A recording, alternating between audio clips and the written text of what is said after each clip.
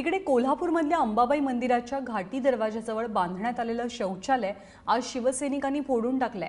अंबाबाई मंदिरातल्या अभिषेकाचं आणि इतर पाणी मणिकर्णिका कुंडामध्ये सोडण्यात यायचं।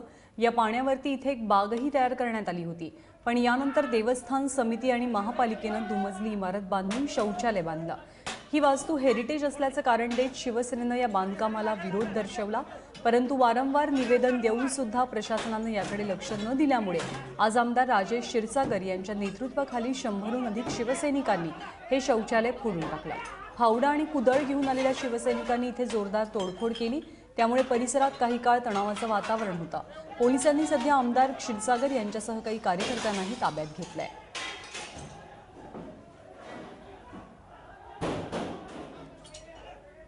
अनेक गोष्टींमध्ये जमिनीचा व्यवहार असेल, अनेक गोष्टींमध्ये दागदागिने असतील, सर्वच प्रकारामध्ये देवस्थान समितीने भ्रष्टाचार केलेला आहे। 2014 पूर्वीचं जे काही मंडळ या ठिकाणी होतं, पदाधिकारी होते काँग्रेस राष्ट्रवादीच्या काळातले, यांनी या ठिकाणी मोठ्या प्रमाणात भ्रष्टाचार केलेला आणि त्यांनीच या ठिकाणी आणि तत्कालीन जे कोणी शासनाचे प्रतिनिधी असतील यांनी न पाहता अशा प्रकारे हेरिटेज प्रॉपर्टीवर संडास बांधण्याचं कृत्य पाप केलेलं आहे आणि त्यामुळे त्यांच्यावर तातडीनं कारवाई होणं गरजेचं आहे।